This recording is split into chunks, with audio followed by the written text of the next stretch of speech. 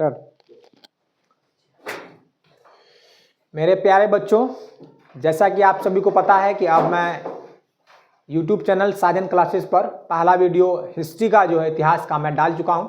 अगर आप लोगों को अच्छा लगा हो वीडियो तो ज़रूर से ज़रूर उसमें और भी लाइक करें, कमेंट करें, उसको शेयर करें। और मैं नेक्स्ट जो है अगला अंग्रेजी का, इंग्लिश का 2014 से 2024 तक में जितना भी इम्पोर्टेंट सवाल है, ठीक है, मैं उसको अपने तरीके से पेश करना चाह रहा हूँ। अगर आपको लगेगा कि बहुत अच्छा है, कंटेंट में दम है, और मैं ये दावे के साथ कर सकता हूँ कि इस चैनल पर अब आने वाला टाइम में जो भी वीडियो आएगा 12th क्लास के लिए, आपको direct exam point of view से उस वीडियो को देखना है।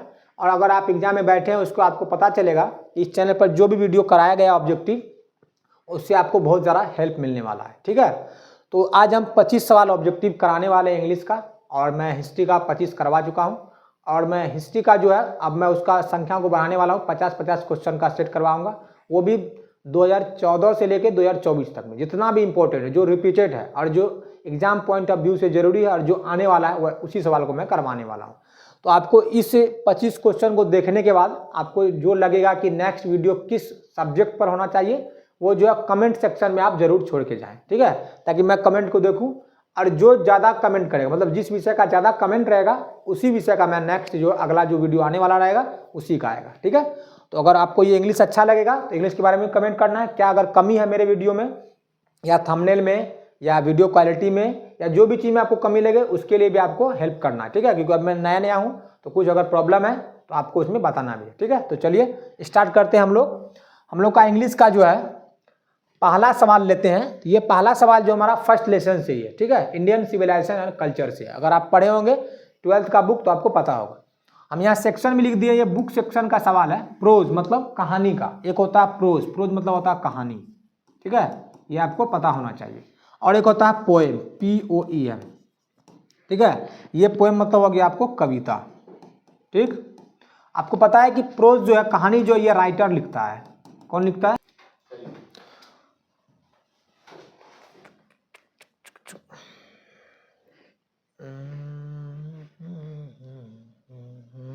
कहाँ जा रहा है रे? स्किप करेंगे, चेंज, अब आएंगे यहाँ पर। क्या हो रहा है इधर? कोई दिक्कत नहीं, उससे क्या दिक्कत है, वीडियो चालू है तो क्या दिक्कत है, वीडियो चालू है तो उससे दिक्कत ना है। तो चलिए आते हैं अपना पहला सवाल पे, ठीक है। तो आपको पता होगा पहला सवाल मैं फर्स्ट लेसन से ही लिया हूँ, जिसका नाम है इंडियन सिविलाइजेशन एंड कल्चर। आपको पता है कि ये जो बुक पोर्शन का सवाल है, बुक, इसमें कि प्रोज सेक्शन होता है। प्रोज मतलब हो गया आपको कहानी, या जिसको हम लोग गद्य भी बोलते हैं, ठीक है। उसके बाद होता है एक पोएम सेक्शन होता है। पोएम मतलब हो गया आपको कविता, ठीक है, जिसको हम लोग पद्य के नाम से हिंदी में जानते हैं। इसको जो लिखने वाला होता है उसको पोएट बोलते हैं। क्या बोलते हैं? पोएट। और इसको जो लिखने वाला होता है उसको राइटर बोला जाता है, ठीक।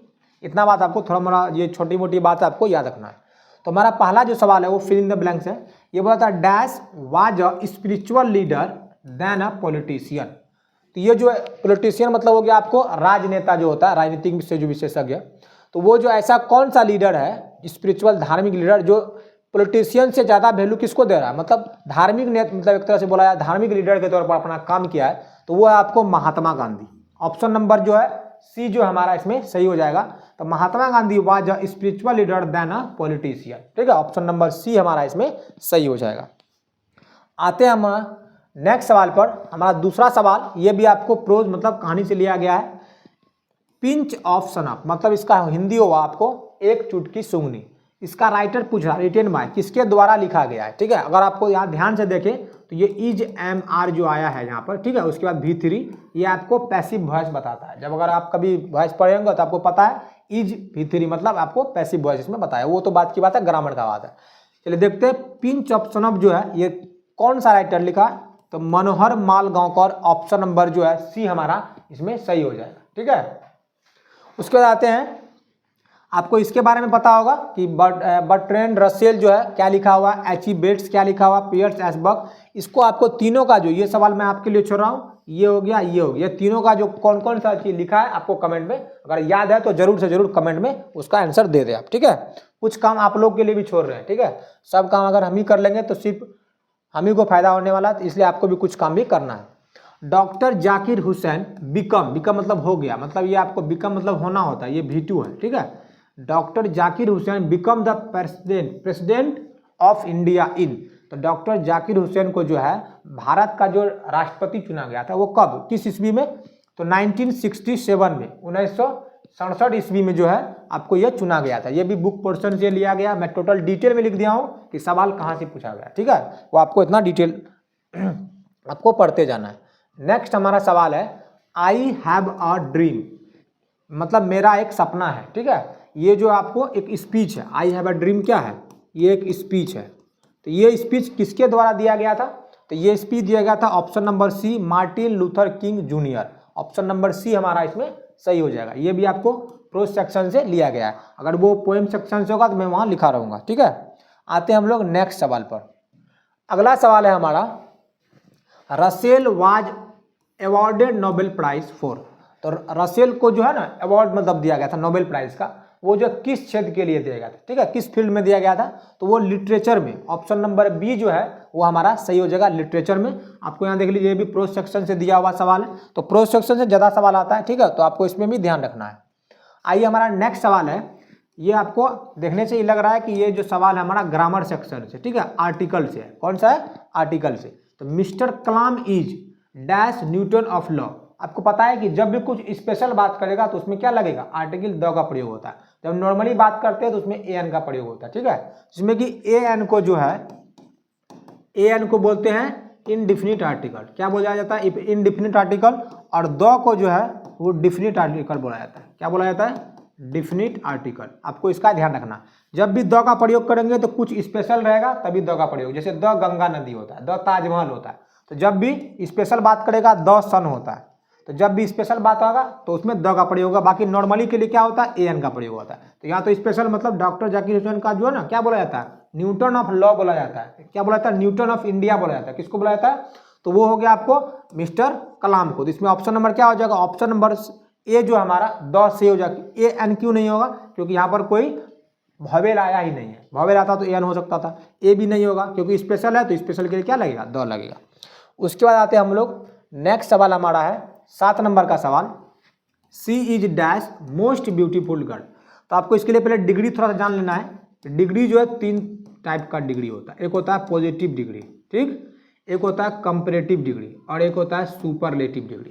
तो इसमें जो नॉर्मली आता है, जैसे आपको गुड हो गया, तो गुड किस में आता है, वो आता है आपको पॉजिटिव डिग्री में। इसी का बनता है बेटर, किस में बनता है आपको ये कंपैरेटिव डिग्री में। इसी में आता है बेस्ट। तो देख लीजिए थोड़ा सा इसका यूज जान लीजिए कि जब गुड का यूज होगा तो नॉर्मली यूज होता है गुड का, ठीक है। बेटर का यूज होता है तो 2 में से 1 के लिए आता है बेटर।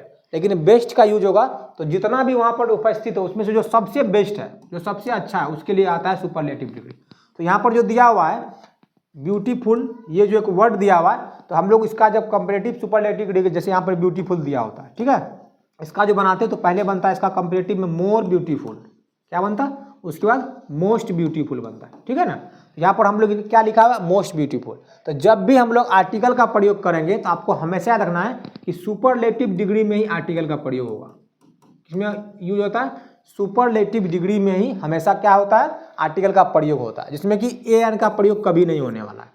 सुपरलेटिव डिग्री में ए एन का प्रयोग कभी नहीं होगा। तो किसका प्रयोग होगा, द का। तो ऑप्शन नंबर सी जो है वो सही हो जाएगा, she is the most beautiful girl. Option number C हमारा इसमें सही हो जाएगा। आते हैं हम लोग नेक्स्ट सवाल, सवाल नंबर 8 पर। आपको सैनोनिम, सैनोनिम का मतलब होता है पर्यायवाची। क्या होता है, पर्यायवाची। आपको हिंदी में भी ये पता होगा कि सैनोनिम होता है। तो इसका पर्यायवाची मतलब क्या होगा, एक समान अर्थ में इसका नाम निकलना। जैसे हम लोग हिंदी में पढ़े होंगे जल, तो जल का क्या होता है, नीर होता है, पानी होता है, ठीक है। उसी तरह से इंग्लिश में भी होता है। तो आपको लिखा हुआ गेन, गेन का मतलब होता है लाभ, गेन मतलब लाभ। तो इसमें जो लाभ कौन सा आपको देगा, ये पुअर मतलब गरीब है, ये हेल्प करना हो गया, लॉस मतलब हो गया, इसका एंटोनिम हो सकता है, ये इसका एंटोनिम हो सकता है, मतलब विलोम शब्द। तो ऑप्शन नंबर बी इसका प्रॉफिट जो है हमारा क्या हो जाएगा, सैनोनिम हो जाएगा गेन का, ठीक है। आते हैं हम लोग नेक्स्ट सवाल पर। सवाल नंबर हमारा 9 है, वो भी सैनोनिम ही होगा। सैनोनिम है हर्मिट। हरमीट मतलब होता है सन्यासी, जो साधु टाइप का होता है, ठीक है, सन्यासी। तो इसमें से रॉबर मतलब डकैत हो गया, डाकू जो हो गया, थीप मतलब चोर हो गया। उसके बाद प्रीस्ट, ये तो पता नहीं है, थोड़ा सा देखना पड़ेगा। मोंक मतलब भी सन्यासी होता है। तो आपको ऑप्शन नंबर सी जो है हमारा हरमीट का क्या हो जाएगा, मोंक। ऑप्शन नंबर सी हमारा इसमें सही हो जाएगा। आते हैं हम लोग नेक्स्ट सवाल। हमारा नेक्स्ट सवाल कहता है कि एंटोनिम। एंटोनिम देखना, एंटोनिम मतलब क्या होता है, विलोम। जिस तरह से हम लोग हिंदी में ग्रामर में पढ़ते हैं विलोम शब्द, पर्यायवाची शब्द, उस तरह से इंग्लिश में भी होता है। तो एंटोनिम बताना है, किसका एंटोनिम बताना है, एक्सेप्ट। एक्सेप्ट मतलब होता है स्वीकार करना। एक्सेप्ट मतलब स्वीकार करना, ठीक है। तो अगर हम लोग स्वीकार कर रहे हैं तो उसका विलोम क्या हो जाएगा, रिजेक्ट हो जाएगा। ऑप्शन नंबर ए हो जाएगा हमारा इसमें सही। बाकी तो आप जान रहे हैं, हार्ड मतलब तो कठिन होता है, पिक मतलब ऊंचा होता है, ऊंचाई होता है, शीर्ष जिसको बोलते हैं, गिव मतलब देना होता है, ठीक है। तो आपको एंटोनिम का वर्ड भी याद कर लीजिए, कभी कभी करप्शन में ये पूछ भी सकता है, ठीक है। और सिनोनिम को भी आपको देख लेना है। आते हैं हम लोग नेक्स्ट सवाल पर। नेक्स्ट सवाल है हमारा एंटोनिम। एंटोनिम मतलब विलोम शब्द, किसका, एलाइव। एलाइव मतलब होता है जीवित। एलाइव मतलब जीवित। तो इसका अगर देखना है हमको एंटोनिम, अगर देखना है जीवित का एंटोनिम क्या होता है, मतलब उल्टा। तो इसका डेड हो जाएगा, मतलब मृत्यु हो जाएगा। क्या हो जाएगा, मृत्यु। गॉड मतलब आपको पता ही है, रिवर मतलब पता ही है, और वॉक मतलब पता ही। तो ऑप्शन नंबर हमारा क्या हो जाएगा, डी जो इसमें एंटोनिम एलाइव का क्या हो जाएगा, एंटोनिम डेड हो जाएगा। आते हैं हम लोग नेक्स्ट सवाल, 12 नंबर के सवाल पर। देखिए इसमें मैं आपको एक तरीका बताने वाला हूँ। अगर उस तरीका को आप फॉलो करते हैं तो कभी भी आपका पैसिव वॉइस गलत नहीं होगा, ठीक है। इसमें दिया क्या, द डॉक्टर, ये क्या हो गया, द डॉक्टर हो गया आपको यहाँ पर सब्जेक्ट, ठीक। ये हो गया आपको हेल्पिंग वर्ब, ठीक है। उसके बाद एग्जामिन, ये हो गया तो आपको वर्ब, ये हो गया हिज, ये टुमारो। तो आपको बस एक बात इंपॉर्टेंट रखना है कि जो भी यहाँ पर दिया हुआ सब्जेक्ट मतलब एक्टिव वॉइस में है, ठीक है। तो पैसिव वॉइस में भी सेम सेंटेंस होगा नहीं, उससे कोई मतलब नहीं। आपका जो हेल्पिंग वर्ब दिया रहेगा, जो भी आपका हेल्पिंग वर्ब रहेगा, तो वो आपको पैसिव वॉइस में हर हालत में वो उसको ऑप्शन में होना चाहिए। अगर यहाँ पर विल है तो वो विल आपको ऑप्शन में होना चाहिए। अगर यहाँ सेल होता, वुड होता, कैन होता, कुड होता, जो भी होता, आपको ऑप्शन में वहाँ दिखना भी चाहिए, वो होना चाहिए, ठीक है। जो वर्ड यहाँ पर हेल्पिंग वर्ब में है उसके साथ भीतरी होता है तो वो आपका ऑप्शन हो जाता है। तो पहला ऑप्शन से हम लोग जाते हैं। अगर आपको नहीं भी पता है वॉइस, देखिए इजी वे में कैसे बनता है। पहला ऑप्शन हम देख लेते हैं, he examined by the doctor tomorrow. तो यहाँ देखें, यहाँ विल था, ठीक है। इसका पैसिव अगर बनाए हम लोग तो आपको सेंटेंस में कहीं विल नजर आ रहा, नहीं आ रहा है, तो ऑप्शन नंबर ए हमारा इसमें से छट जाएगा। आते हैं हम लोग सी नंबर देखते हैं। ही हैज आ गया, जबकि यहाँ विल था, तो यहाँ हैज का तो कोई काम नहीं है, तो ये भी हमारा खत्म हो जाएगा। उसके बाद है डी नंबर, डी देखते हैं। यहाँ ही में बी आ गया, तो जबकि यहाँ पर हम लोग विल के बारे में बात कर रहे हैं, तो यहाँ मे का कोई जगह नहीं है, ये भी हमारा गलत हो जाएगा। तो बिना जाने, बिना कुछ अच्छा से कुछ जानकारी, हम तब भी पैसिव वॉइस बना सकते हैं। यहाँ देखिए विल भी आया है और विल के साथ बी भी लगा। तो जब भी इस तरह से आएगा आपको मॉडल्स आएगा, जो भी मॉडल, जैसे हो गया विल हो गया, ठीक है, सेल हो गया, उसके बाद वुड हो जाएगा, उसके बाद शूड हो जाएगा। जो भी आपको मॉडल वर्ब है, मॉडल वर्ब के बाद जब भी आपको पैसिव बोलेगा बनाने के लिए, तो प्लस आपको सबसे पहले तो बी देना। क्या देना है, सबसे पहले आपका बी होगा और उसके बाद प्लस V3 होगा। याद रखना हमेशा कि जब भी मॉडल वर्ब आएगा कोई भी, उसके साथ पैसिव बनाने लगे तो मॉडल वर्ब जो है वही रहेगा, उसके साथ क्या जुड़ने वाला है, सबसे पहले बी जुड़ जाएगा, उसके बाद V3 आ जाएगा। तो यहाँ देखते हैं विल के बाद बी आ गया, उसके बाद V3 आ गया। तो ऑप्शन नंबर हमारा ये जो है बी ऑप्शन नंबर हमारा इसमें सही हो जाएगा। चलिए नेक्स्ट सवाल आपके लिए छोड़ रहे हैं, लेकिन हम इसका आंसर बताएंगे। देखते हैं कि इसमें से पैसिव वॉइस कैसे बनाया जाएगा। चलिए नेक्स्ट सवाल है हमारा, the porter was carrying the luggage. तो अभी मैंने तुरंत बताया कि जब भी जो भी रहे, जैसे ईज रहेगा, एम रहेगा, आर रहेगा, वाज रहेगा, वेयर रहेगा, ठीक है। जब भी ये दिया रहे आपको एक्टिव वॉइस में, कहाँ दिया रहे, एक्टिव वॉइस में ये दिया रहे, अगर इसका बोलेगा क्या चीज बनाने के लिए, आपको बोलेगा पैसिव वॉइस बनाने के लिए क्या करना है, तो जो दिया है वो तो रहेगा ही सेम, जो वर्ब दिया है वो तो हेल्पिंग वर्ब में रहेगा ही। इसमें ऐड क्या करना है, इसमें आपको बीइंग करना है, BEING, बीइंग प्लस V3। क्या करना है, बीइंग प्लस V3, जो रहेगा उसके साथ में क्या करना है, बीइंग प्लस V3। तो आइए देखते हैं, वाज है, पहला ऑप्शन में वाज है, कहीं पर वाज नहीं है, तो पहला ऑप्शन हमारा गलत हो जाएगा। उसके बाद सेकेंड ऑप्शन में आते हैं, कहीं वाज देख रहे हैं, नहीं है, ये भी हमारा ऑप्शन बी, ये भी गलत हो जाएगा, ठीक है। उसके बाद थर्ड ऑप्शन में ईज आ गया, जबकि वहाँ वाज के बारे में बात हो रहा, तो ये भी आपका गलत हो जाएगा, ठीक है। ऑप्शन नंबर डी जो है हमारा, वाज देख लीजिए है, बीइंग भी है और V3 भी है, तो ऑप्शन नंबर डी जो है हमारा इसमें सही हो जाएगा। अगर आप वॉइस नहीं भी पढ़े हैं तो आराम से इसमें वॉइस, अगर मेरा वीडियो देख लेते हैं तो जरूर से जरूर आपका यहाँ से हो जाएगा, ठीक है। 2 नंबर आपको फिक्स मिल जाएगा। उसके बाद आते हैं हम लोग नेक्स्ट सवाल पर, वन वर्ड, ठीक है, वन वर्ड, जैसे हिंदी में पढ़े होंगे अनेक शब्दों के लिए एक शब्द, उसी तरह से इंग्लिश में भी होता है one word. Those who work in the same department are, मतलब ऐसा व्यक्ति, ऐसा लोग जो कि सेम डिपार्टमेंट में काम करता है तो उसको क्या बोला है, उसको कलीग बोला जाता है। कलीग्स, क्या बोला जाता है, कलीग्स। ऑप्शन नंबर बी हमारा इसमें सही हो जाएगा। और ये आपको करेक्शन के हिसाब से, मतलब करेक्शन में पूछा जा सकता है कभी भी कि कलीग का स्पेलिंग कौन सा है, तो आपको इसके हिसाब से भी इस वर्ड को अच्छे से आपको याद कर लेना। ठीक है, बहुत अच्छा वर्ड है। ठीक है, तो याद रख लेना, कलीग बोला जाता है उसको। आइए हम लोग आते हैं नेक्स्ट सवाल पर, 15 नंबर के सवाल पर। वो क्या है, इसमें भी वन वर्ड ही है। ए रिटेन स्टेटमेंट और ओथ इज एन डैश, मतलब हम लोग जो रिटेन मतलब लिख के देते हैं स्टेटमेंट को, जो शपथ खाते हैं, वो आपको कोर्ट केस में आपको इस शपथ का ज़्यादा जरूरत पड़ता है, उसको एफिडेविट बोला जाता है। क्या बोला जाता है, एफिडेविट। ऑप्शन नंबर सी जो हमारा सही है, लेकिन बहुत लोग इसको क्या बोलते हैं, एफिडेविट बोलता है, कोई एफिडेविट बोलता है, मतलब प्रोनाउंसिएशन भी सही होना चाहिए। इसको क्या बोला जाता है, एफिडेविट बोला जाता है। ठीक है, ऑप्शन नंबर सी हमारा इसमें सही हो जाएगा।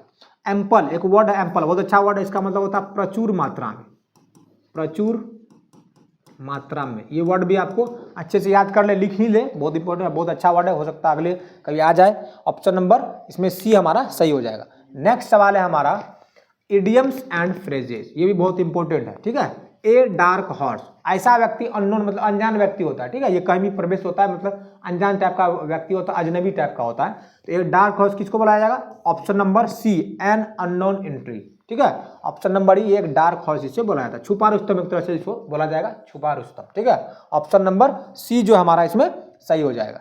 उसके बाद आते हैं हम लोग नेक्स्ट सवाल पर। हमारा नेक्स्ट सवाल है इडियम्स ऑन फ्रेज से ही, ए स्क्रेड क्राउ, ए स्क्रेड क्राउ, ये जो है इस टाइप का व्यक्ति, मतलब इसका कभी भी हम लोग क्रिटिसाइज नहीं कर पाएंगे। ठीक है, इसका कभी भी हम लोग निंदा नहीं करते, उसको क्या बोला जाता है, उसको बोला जाता है scarecrow. A person, option number C, a person never be criticize, कभी भी उसका हम लोग आलोचना निंदा नहीं कर पाएंगे, उसको क्या बोला जाता है, ए स्क्रेड क्राउ, मतलब काउ बोला जाता है उसको। ऑप्शन नंबर ए हमारा इसमें सही हो जाएगा। आते हैं हम लोग नेक्स्ट सवाल, सवाल नंबर 18 पर। ये हमारा टाइम एंड टेंस से होगा। क्या होगा, टाइम एंड टेंस से। देखिए थोड़ा सा अगर आपको कॉमन सेंस अगर लगाते हैं तो आपका यहीं पर बन जाएगा। यहाँ नेक्स्ट वीक दिया हुआ, क्या दिया हुआ, वर्ड को पकड़ना, क्या दिया हुआ, नेक्स्ट वीक। तो आपको पता अगले सप्ताह में, तो जो भी काम होगा वो प्रेजेंट में होगा या पास्ट में होगा या फ्यूचर में होगा। तो हम लोग नेक्स्ट वीक से ये वर्ड से हमको पता लगता है कि वो आने वाला टाइम में होगा, मतलब फ्यूचर टाइम में होने वाला है। तो फ्यूचर टाइम में जब होने वाला है तो कौन सा ऑप्शन इसमें कट जाएगा, वही दिमाग लगाना है। ठीक है, ये टाइम एंड टेंस से दिया हुआ। हेड तो होगा नहीं, क्योंकि हेड आ गया, उसके बाद आपको जैसे हेड आया तो ऐसे भी आपको हेड के बाद भीतरी तो सही हो सकता था, लेकिन क्यों नहीं होगा, क्योंकि यहाँ पर जैसे नेक्स्ट वीक आया आपको फ्यूचर में बनाना है, तो फ्यूचर में हेड तो लगता नहीं है, तो पहला छंट गया। ऑप्शन नंबर बी भी छंट जाएगा, क्योंकि यहाँ पर कमिंग दिया हुआ है। ठीक है, क्या दिया हुआ, कमिंग, तो डायरेक्ट कमिंग नहीं आता, इसके साथ इज आता या एम आता या आर आता, ठीक है, या वाज आता या वेयर आता, तो हो सकता था कमिंग, सोचते थोड़ा देर के, लेकिन नहीं होगा।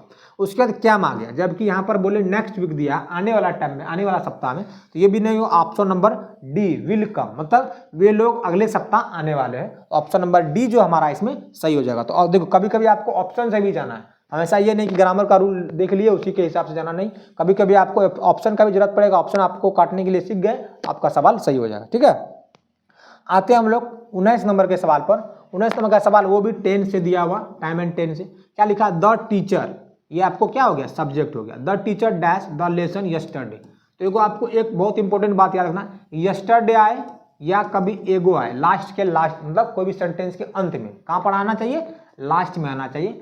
किसी भी सेंटेंस के लास्ट में यस्टरडे आए, एगो आए, तो आपको जान लेना है वो कौन सा टेंस बनेगा, वो बनेगा आपको सिंपल पास्ट टेंस। आपको वर्ड से ही कुछ कुछ पकड़ लेना कि जब भी यस्टरडे आ जाएगा, एगो आ जाएगा, तो आपको जान लेना है कि सिंपल पास्ट टेंस लगेगा। सिंपल पास्ट टेंस का कहने का मतलब V2 लगे। ठीक है, चलिए आगे देखते हैं V2 कहाँ पर है। तो पहला ऑप्शन नंबर ए छट जाएगा, क्योंकि यहाँ पर V5 दिया हुआ, टीचर दिया हुआ, ये तो होगा ही नहीं। ठीक है, उसके बाद हमारा सी भी हो जाएगा खत्म, क्योंकि ये V2 ने दिया हुआ, हेड प्लस V3 दिया हुआ, ये भी खत्म। उसके लिए तो प्रेजेंट टेंस हो गया, ये भी बात खत्म, क्योंकि यस्टरडे आ गया तो प्रेजेंट टेंस होगा ही नहीं, तो पहला वाला और लास्ट वाला तो हो ही नहीं सकता है, क्योंकि अब जब आपको पास्ट टेंस में बनाना है तो आपका प्रेजेंट टेंस का बात होगा ही नहीं। ऑप्शन नंबर जो है बी जो है V2 टाउट दिया हुआ है, टीच का टाउट, ऑप्शन नंबर बी हमारा इसमें क्या हो जाएगा, सही हो जाएगा। आते हैं हम लोग नेक्स्ट सवाल पर। नेक्स्ट सवाल हमारा क्या है, 20 नंबर का सवाल, करेक्शन। करेक्शन मतलब सही वर्ड को चुनना है कि सही वर्ड इसमें से कौन सा, मतलब इसका करेक्ट स्पेलिंग जो है कौन सा, वो हमें क्या करना है, देखना है। तो आपको इसमें बोल रहा रिसीव का कौन सा स्पेलिंग सही है वो हमको देखना। देखिए रिसीव का ये गलत है, ये गलत है, ये गलत है। ऑप्शन नंबर ए हमारा इसमें सही हो जाएगा। क्या होता है? RECEIV। रिसीव मतलब क्या होता है? प्राप्त करना। ठीक है, रिसीव मतलब प्राप्त करना। वर्ड देख लीजिए, बहुत अच्छा वर्ड है, आपको कहीं ना कहीं ये पूछ ही देगा करेक्शन में।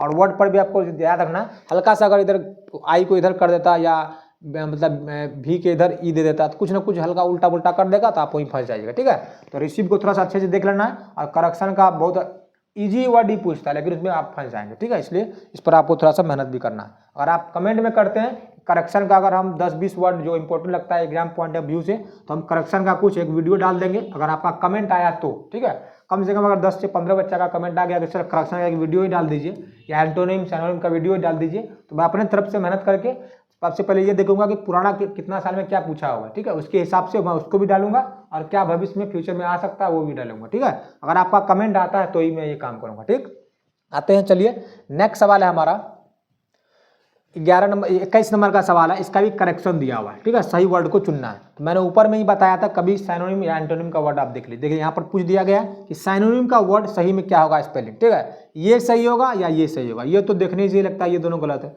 तो आपको सही वर्ड चुनना है। तो यहाँ देखते हैं साइनोन, यहाँ एम आ गया, यहाँ भी एम आ गया। अगर ये एम यहाँ नहीं होता, यहाँ एन होता, तो ये वर्ड सही हो सकता था। तो ऑप्शन नंबर सी जो हमारा इसमें साइनोनिम, जिसका मतलब होता है पर्यायवाची। क्या होता है? पर्यायवाची।